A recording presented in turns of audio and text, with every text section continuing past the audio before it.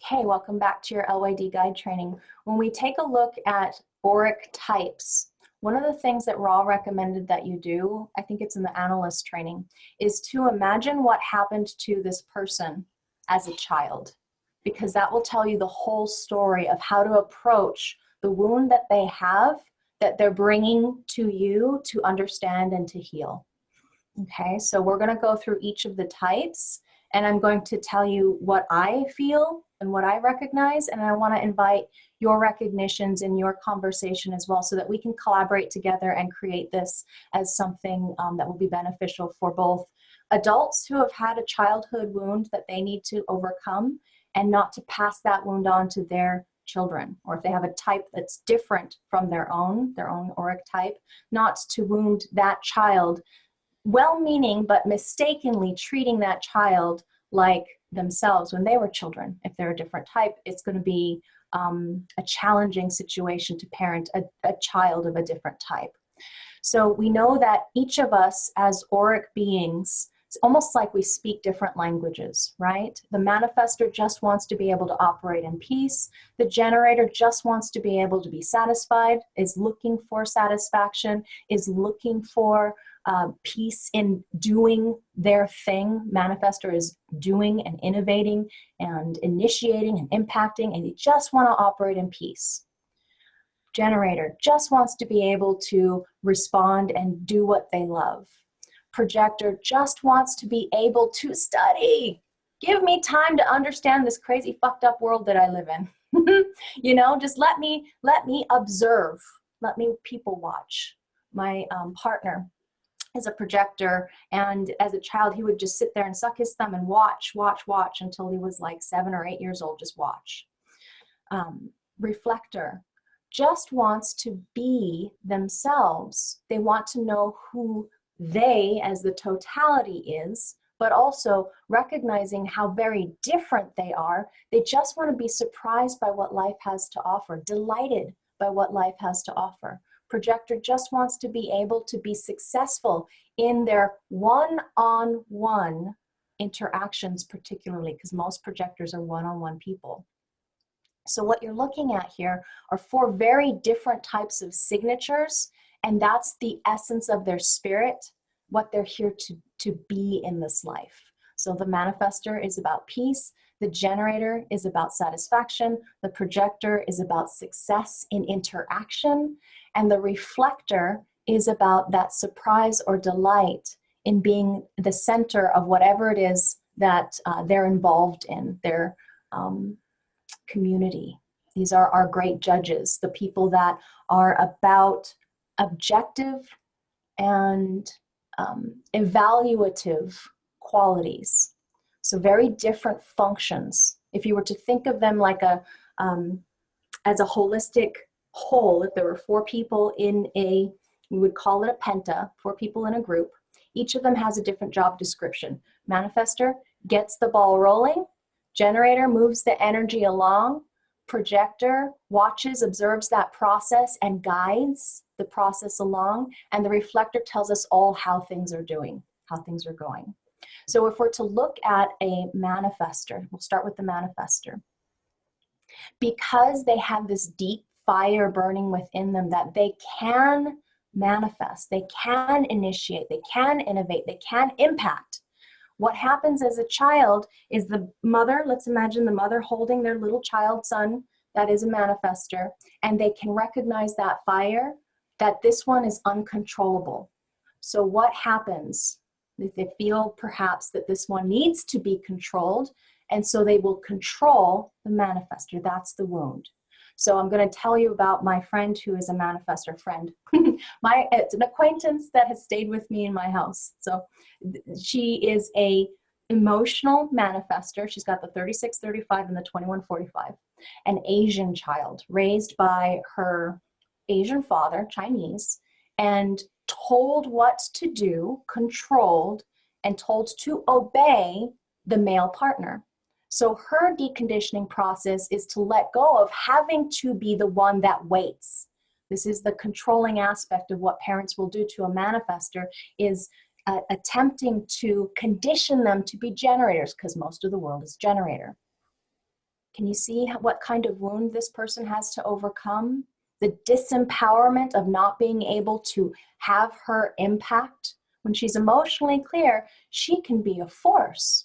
But if she's not emotionally clear, she will run around on that desire wave and the shame, blame, guilt, fault wave and think that it's the other person that has to ask her when it's her responsibility to step up and take charge, to wear the pants in the family. So can you think, I'll go to Julie now, because I know you had that manifester who was your son, your mental projector son's girlfriend, and you got to see her in your house. Can you imagine her as a little child and like what her wound would have been? Does that sound kind of similar, perhaps? Definitely. And I see it play out in their relationship wounds as my son calls to talk to me about everything because he's a mental projector. And I can have compassion and understand so much. I can understand and have compassion. The trick is when it moves from you yourself being, your boundaries being disrespected because they're acting and they're wounding. Mm-hmm. But yes, you can see it. You can see, and you know, that's why I continue to love her. Even when she doesn't really want to be a part of us because she's embarrassed by the things she's done. Mm-hmm. We have loved and forgiven her, and but we have a different boundary. Like, she can't live with me anymore because I didn't sleep for 2 years. You know what I mean? Because she is a very angry person. Mm-hmm. Mm-hmm. And then the more angry they get because they've been controlled, been raised to be controlled, the more angry they get, the more rejected and shut out they get. And look at this. If we were to imagine again, this is a penta. A penta, a family, is not a manifestor construct. Those channels in penta, we know from the G to the throat and the G to the sacral, are either projected or generated. They are not manifested. So they don't naturally fit in to the family. So it can feel really isolating and uncomfortable. Why don't I fit in? What's wrong with me? What's wrong with you? The manifester will have anger. And that's hard for all of us to deal with because it's scary. And they will learn to use their anger to manipulate to get what they want. And that it makes things only worse. You're mute again. I'm sorry. We just, I don't want to say invite, but inform that we're having XYZ at XY time. And sometimes she comes and sometimes he comes and she goes and does her thing. Mm-hmm. So, and it's just kind of how it is. Yeah. So that I don't want to go too deep into each of these since we want to get through all of them, but I want to see if there's anyone else that wants to weigh in. If you have a manifestor in your life, if you've seen the impact of what this is like, I can think of another example if you don't have any, but Jen, I think you do. Yeah, you have a couple of manifestors. Yeah, I do. I have quite a few manifestors in my life. Mm-hmm. And I think what I have observed is that they get scapegoated a lot, like being the bad one because of the impact they have on others. So already from like young childhood, just being like, you know, like defined as bad. Mm-hmm. And so that's one big thing I've noticed. And then, like you were saying, like trying to control their energy. I mean, I definitely saw that with my younger siblings because they were, they didn't ask permission, right? So they went and did what they wanted to do. So it was always like it ended up being like, be good, you know, don't do what you're not supposed to, be good, which is it like puts the twist on them being bad if they act the way they naturally are. So to ask them to inform instead is a much better way, obviously. Yeah, teaching them manners is the way that we're going to be able to raise manifestors that don't encounter so much of the anger that is the whole problem. The problem is not them. The problem is people not treating them in alignment with how they're here to be treated. And the very first step is we have to teach them to ask as children so that they can be polite and they can be respected because they have such power, so that people aren't scared of their impact. So informing, transitioning over as they grow into adulthood into informing rather than the asking. Kathy or Jazz, is there anything that you would like to add to that wounding as an experience or example with any manifestors in your life? Or Helena, of course, you too.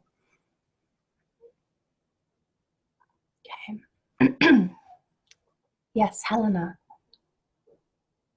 Oops, we lost you.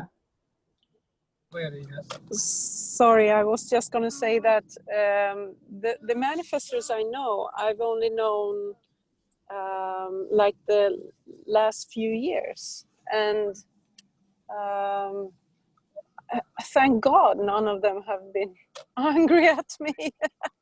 So I don't really have a good example because I haven't really experienced their anger, but I can really I can feel it. I mean, I can feel how afraid I would be of it. Mm-hmm. Yeah. And Jazz is saying, my little sister is an emotional manifester. She holds immense pain from being misunderstood. Aww. Yeah. Is there anything else you'd like to share about that, Jazz? Can you hear me? Mm-hmm. Well, growing up was really odd. I mean, we were night and day, but now I understand. She, as an adult, like, because she's very open and just, she does not live like a manifester. She listens to her projector boyfriend and takes on his identity and doesn't, it's really hard to like get her to even see and like recognize that pain and all of that wounding of not being listened to. And I don't know, but I used to just like trigger her just to like feel her anger and her emotional wave. Like I would say something just to like watch how that would go, and then I would feel it and she'd attack me and I would giggle and she'd cry. I don't know. It's hard, I think, for them a lot, and I can't understand. Can you imagine, and everybody think of the manifester, if you do know an angry manifester, Julie, like your son's girlfriend. Can you imagine them as an animal, and can you see that if they were growing up something like a tigress, you know, a tigress that has been caged, that has been challenged, their power has been challenged and held back so much that they have turned this anger inside. They turn the anger inside because they know it projects out. If it impacts other people in this painful way, then that will usually cause pain in the other. And some of them that are very sensitive will turn it in. And so this happens way more with men because the male manifestor is really scary. And so they will turn it in. And then what happens is they end up with boils on their back because the acne, anger, you know, holding it in, internalizing that anger. So we really want to recognize where they're coming from. And like, I believe it was both of you guys speaking to the compassion that we can have in understanding what they're going through, because they feel very isolated and alone. It's just the nature of their aura. So having some compassion around understanding that it's okay to allow anger, but we have to find healthy ways for them to express it, to not internalize or let it explode on other people. Okay, so that's the wounding of the manifester. I feel complete with that. Is there anything else anyone wants to say before we move into generator? I just wanted to say it's like compassion while still maintaining your boundaries so that you're not, wounded back in that whole aspect. So, and both can be done. Yeah. Yeah. Thank you. Yeah. So now let's imagine, remember that this is like opposites, the manifester as compared to the generator and its channels. Because look at the difference between the interaction here, closed and then open and enveloping. So if we think about what, and we just were discussing this in Kathy's beautiful presentation, we think about what the generator needs from others is it needs to be asked. These guys don't need to be asked, they need their freedom. These guys are entirely dependent on their response of their sacral, and that response needs a question. So if we were to imagine this beautiful generator baby in its crib and the mother is looking at this wonderful generator baby, the problem here is that this one is told what to do. Now, if you think about, in general, all of the auric types, being told what to do doesn't feel good by anybody. None of us want to be told what to do, but we all have different reactions to it. Okay, so none of us want to be told what to do, but the problem here with the generator is that they're not honored by being asked. They're not honored by being respected. Okay, so the thing that happens to the generator child as a wound, as a child, we have them being told rather than asked. Can you and could you would be the ultimate question that you pose to any generator if there's something that needs to be done. Now, we can't do this from a place of expectation that we think we want this generator to do this thing. So could you and can you? That's still a form of manipulation. We have to get to the place where we're asking the generator from what is their truth, not what we want them to do. It's still the same thing. Yeah? So can you and could you cannot be a way of manipulating the generator child or adult. It can be a way of respecting your boundaries or your needs in that relationship. But if there's no response from that person, then you know that this is not an interaction that is fruitful because it goes nowhere. There's nothing that's happening, right?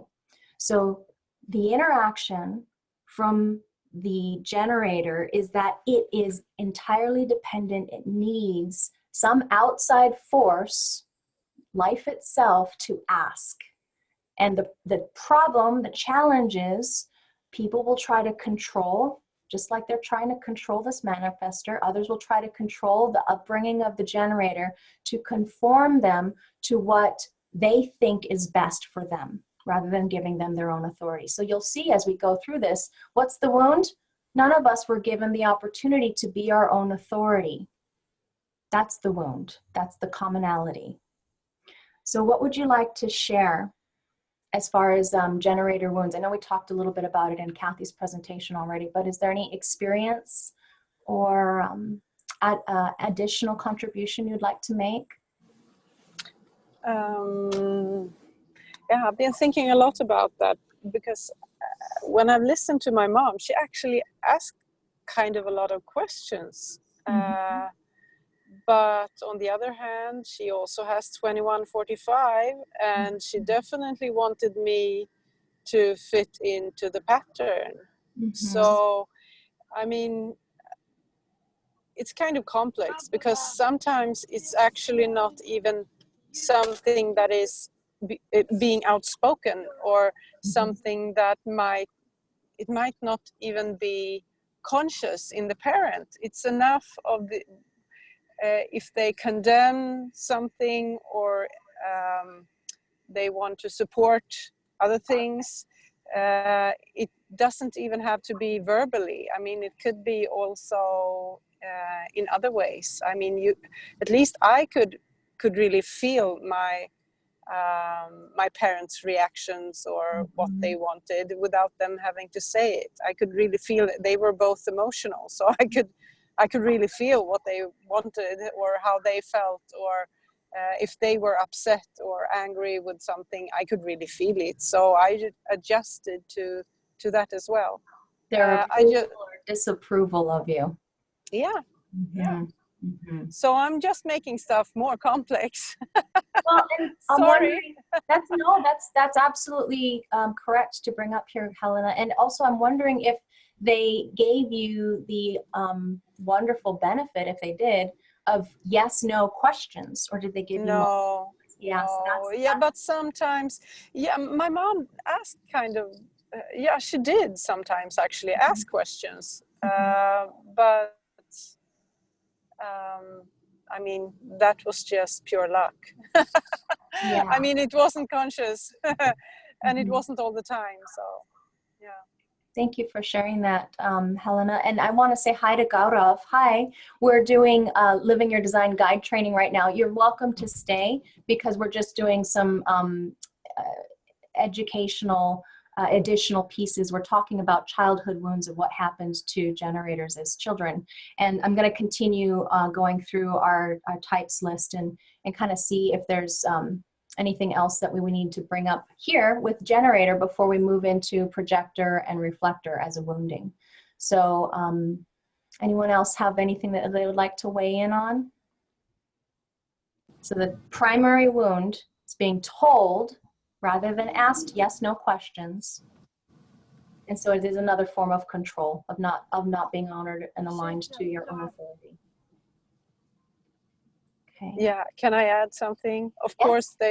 course they didn't do it. I mean, Mhm. everything is always very manipulative in a way. They want you to do a certain thing because it's best for you or best for them, they think, but it's according to the conditioning. I mean, they want us to fit in. Exactly. Yeah. Mhm. So yeah, you know, of course we haven't been asked the right questions. None of us have, in the Yeah. right way. Because it's usually the parent feels it's their responsibility that they have to be able to educate this child to conform to society, to fit into have a good life, whatever they think the good life should be for them. Right. And so that's where the challenge is rather than seeing this child for what they are, parents will imagine what the child needs to get through in life, and so tries to challenge or change their definition. Yeah. Yeah, Yeah, and that's the pain we carry. that's the pain. The pain Yeah. is they're trying to make you, whatever your design happens to be, they're trying to make you conform where you are different and make you fit in, and so that you can be a part of society in a successful way, whatever they imagine that success to be. It's different for different cultures. Exactly. Yeah. Okay. So Gaurav, since you were here for that much of the conversation, as a child, I just want to show everybody your wonderful chart because it is so interesting. Do you remember your parents asking you yes/no questions or telling you what to do? Yeah, because I was always a problem child growing up. Like I always used to hit people and all that. I really had the anger issues growing up when I was really young. Yeah. Yeah. So we're going to continue on in our conversation and looking at the projector as a child. Now, this is interesting. So what we're looking at is when you have a projector child, let's say all of us imagine we have a little projector child sitting in that newborn, state, and the mother looks down on them and says this projects all of her hopes and dreams onto this one. Now that could be a fifth line thing, but if you recognize what a projector is, what does a projector do? Projector projects their design. Hi, this other person gets to recognize that projection field. So I was talking about this yesterday in order to help inspire my students in talking about their generator, wound. I shared some of my wounds. So my wound is my father was a projector. He has the 3740, the 4816, and the 731. What he told me was that I needed to work hard and study hard. Yeah, his way of making it in the world. Hard worker, really super hard worker, still working at 75 in construction. He's super hard worker. And so I took this on, oh yes, to get somewhere, to be somebody, to prove my worth. If I work hard and I study hard, I'll be able to achieve. My mom told me that she, when I was like 25 or something, oh, when you were born, I imagined you in pearls and silks and just really rich. And so I felt like in order to accept or achieve her expectations, I had to succeed on the material plane.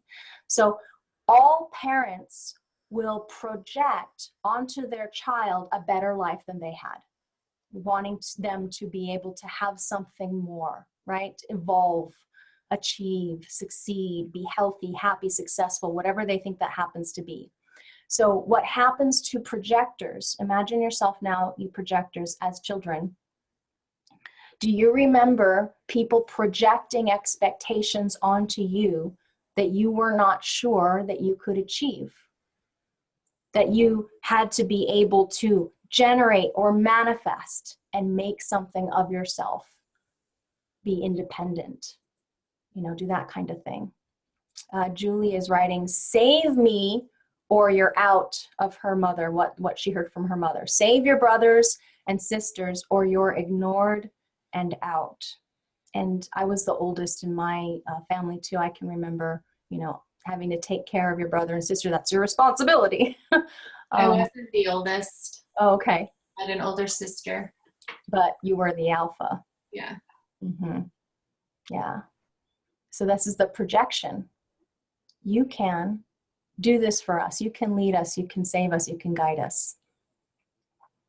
Recently, it's been coming up a lot, like with my brother struggling with alcoholism and my mom calling and wanting me to get him to stop drinking and save him and stop him and counsel him and guide him and fix him because she can't do it. Mm-hmm. And then when I say this is a boundary I can't cross and I can't save or help him, then I don't get called or talked to very much anymore.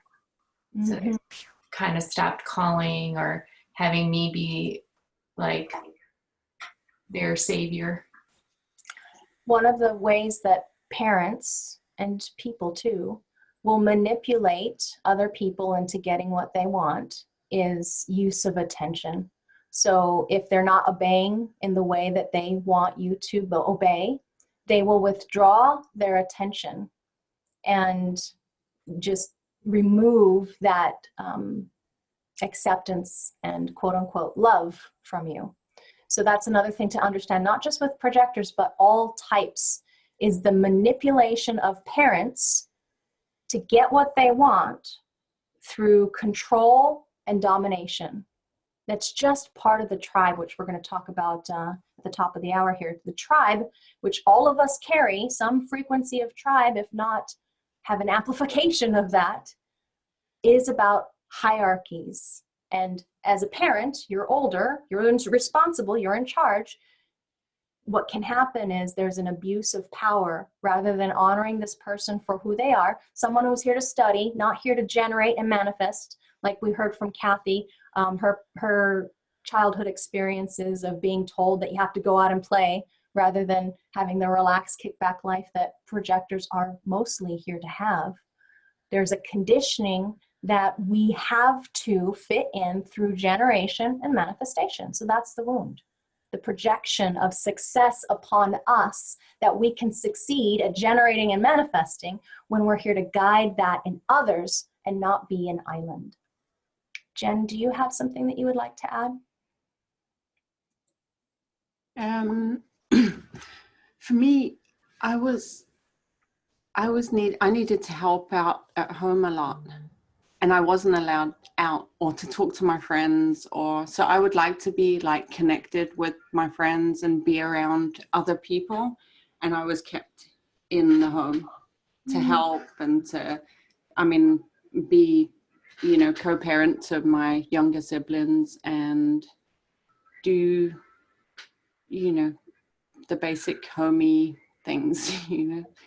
So I was always trying to plan an escape. So I would act like a generator. I would do all the shopping runs so that I could get out of the house, and then I would do it really quickly and then go down to the like youth center or, you know, wherever my friends were, and then come back, you know. So I time everything and plan just to get out and have my own free time. Nice. So, So you figured out a way, because projectors are ingenious to break the bond that you needed to break to get out of that pentic aura, which was not you, and to have your own sense of community. Yeah. Thank you for sharing that. How about Kathy? What about you for? Well, I'm a little bit kind of out of the box, because if you would ask me what my core wounding would be, I would have said it was probably centering around more recognition for myself, because, and it could have been the nature of the environment that I grew up in, but I was obviously very different, because my mother's aspirations for me was to learn to cook, clean, sew, marry a rich man, or a man richer than my father was. So, you know, that was supposed to be my plot in life. And obviously I always felt like such a disappointment, because having that projected upon you, when you know in your heart of hearts that somewhere along the way that you're just different. And so it was like not something that you could sit down in those days and culturally say to your mother, I'm so sorry, your dreams are never going to come true because I'm gay and that's not part of my plan.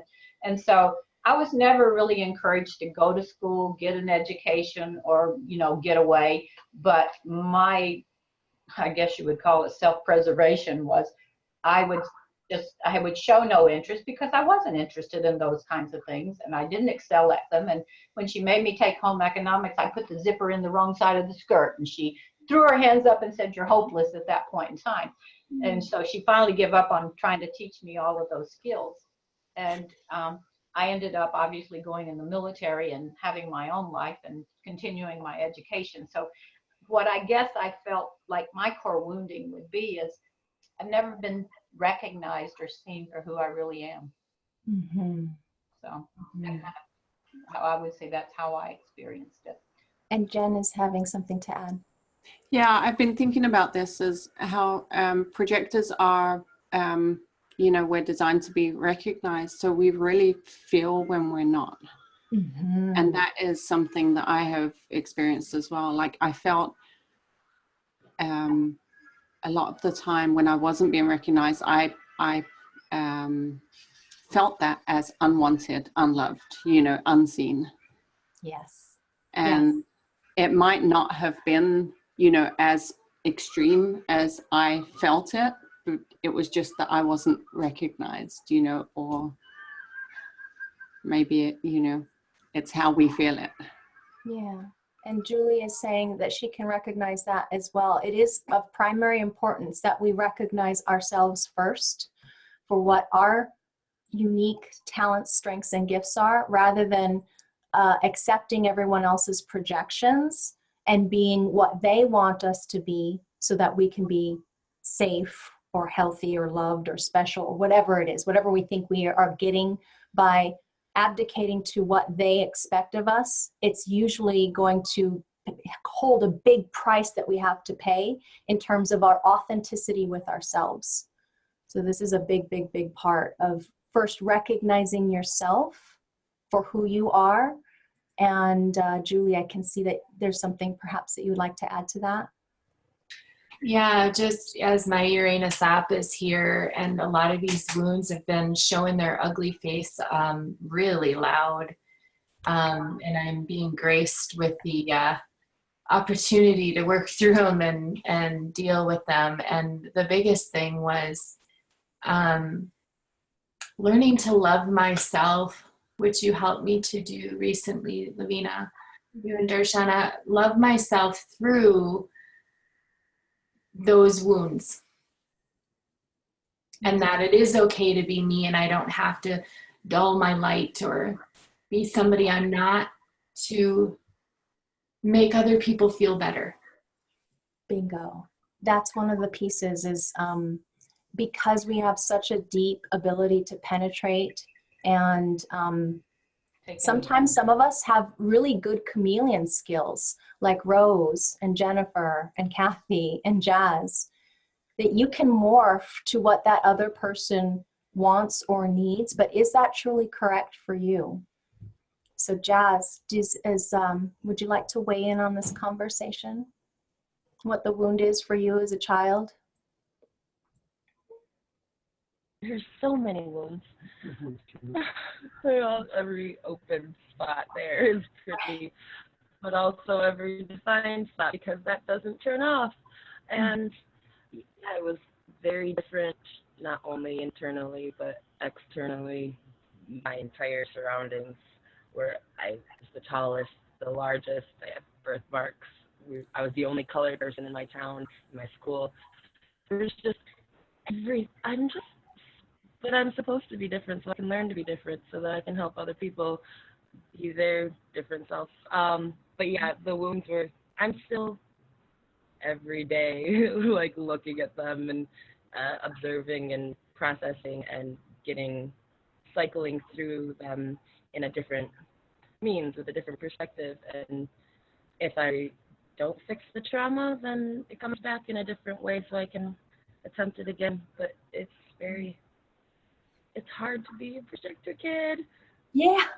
And you know, we never do fix trauma. All we can do is recognize it and allow that trauma to move through our body, because what happens generally is in the moment of trauma, we have that experience and we are so afraid, we have so much pain, we lock, we shut down, and we hold that energy of trauma in our cells. So one of the primary ways that we're here to honor and respect and love ourselves first as projectors, even though we are all about the other, is that we have to have study of other be our primary imperative. The understanding of what is happening in this moment. Everything for a projector, their success depends on accurate perception, on seeing. And so the first thing that we need is education. So for all projector children, they need to have time to play, because all children need time to play, but play is part of the observation. It's part of the education, because we learn way more in play than we do in hard, focused, rigid environments. We learn a lot in our playful interactions with other people. And it can be very challenging because we all have such different designs. Myself and Julie, we learn in our group environments. Oops, there goes my lights again. So education through playful interaction is really supportive and helpful for the projector child we're here to master. So that is the projector. Any last pieces that you guys want to add to that as far as the projector as a type? The pain, the suffering, the projection, oh God. There's a lot of projection in this life when we're a projector. We're projecting out, people are projecting onto us. That's the wound, is the projection field, especially heavy for fives. So the last piece, the last wound, is our reflector children. So do you remember me going through the reflector as a child and what they would like to be, or how they would like to experience life? Do you remember what it was, one of the operative things, Kathy? I want to be like everybody else. I don't hear you. I thought they wanted to be like everybody else. Your sound is gone. Oh, sorry. Well, I'm unmuted, but it's not working. Maybe type it in. Sorry about that. I hear her. Oh, it's me. Sorry, that's you guys. Can it's you my hear lights again. This happened yesterday with Julie. Sorry about that, Kathy. Can you hear me now? Okay, now I should be able to hear you. Okay, I think they want to be like everybody else. They want the same Halloween costume that's, popular or whatever. They want to be in the center, like if you're going to play a game, musical chairs, they want to sit in the center of the musical chairs so they can be the center of everything. Mm-hmm, mm-hmm. They want to be able to fit in. There's this feeling of needing to be like everyone else. Yeah. Why do you imagine there would need to be a feeling of needing to be like everybody else? Because they don't fit in. Because they're not. They're very different. They're very different. Very different. They're dramatically different. And so the wound, there it is. The wound is a projector child.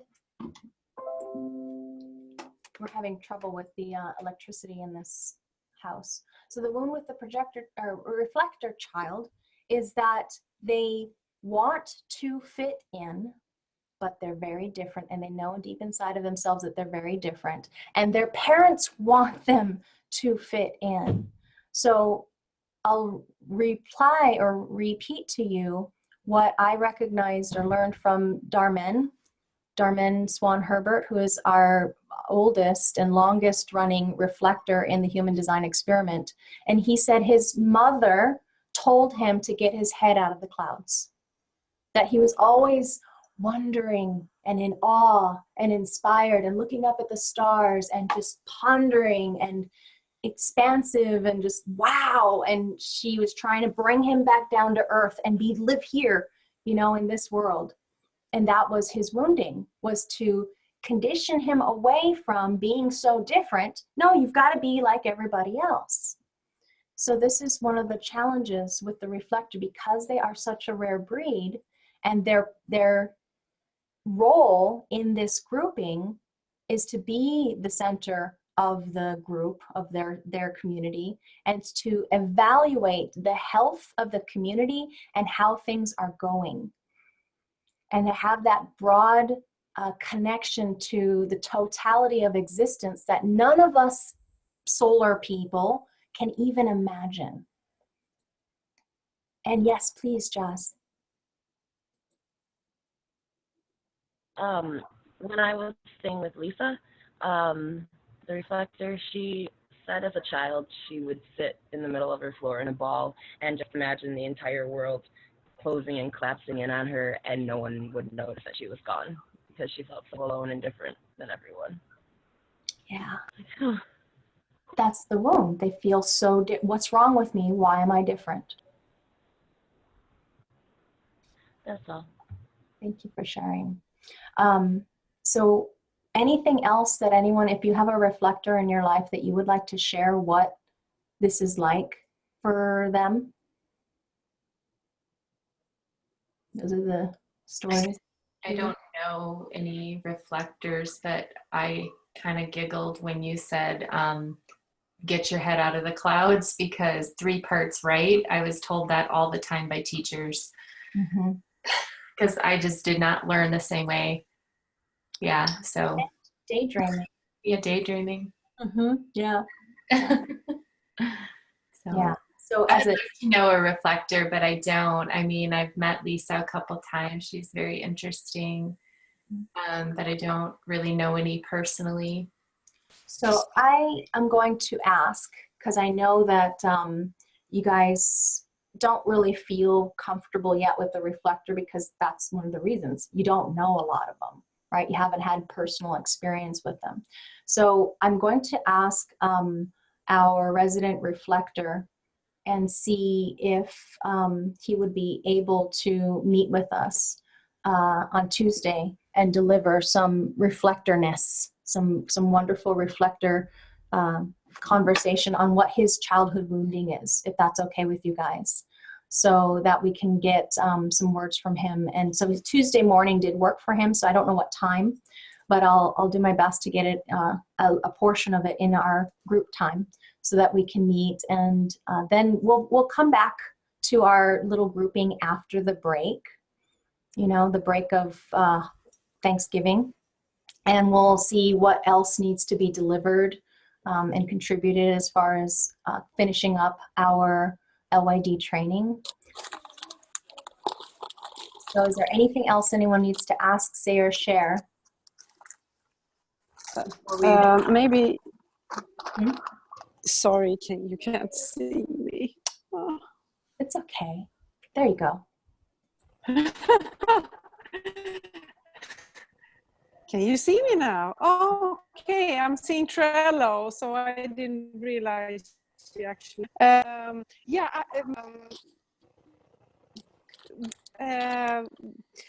is that holiday? When don't we have class? So we don't have Oh no, class I forgot next. my calendar. Oh. We don't have class next Friday because it's Thanksgiving here in the States. Okay, I'm gonna check. So it's, what date will that be? It will be on the 23rd. Mm-hmm. 23rd. Okay, good. Yeah. Then I know. So we meet each other on Tuesday, and hopefully it's Pontus, isn't And it? hopefully it's Pontus. Mm-hmm. That's fun, because Yep. we have only had messenger contact on Messenger, so I haven't actually met him yet. But Yeah. He had agreed with me several months ago to do a reflector study group, like what a reflector is and all of that fun stuff. So I'm going to see if he can do that, and we'll invite everybody, and I'll be probably interviewing him so that fantastic. we can have a from the horse's mouth reflector Yay. class. Yeah, and it's kind of fun. It's fantastic that what he does is look at the transits, and I mean, he's reflecting. He's having his head in the clouds. Yep, Yay! that's what they're good for. When Ra had Darmen working with him at Jovian, he would do the transit reports, because that is doing a transit report is a reflector. Cool. So yeah, so I'll be happy to see if he can meet with us during that time. Okay. Perfect. Yeah. Okay. Anything else anyone needs to say or share? I see Julie said that was helpful to go over. Okay. Yes, it was. Yeah. Yeah, it was. Excellent. Glad to hear it. So I will upload these within the next day or so, and I will see you guys next Tuesday. I'll keep in touch with you in the group as far as what time. All right. Bye-bye. All Okay. right. Bye, guys. Thank you. Bye-bye. Thank you for the conversations. Bye.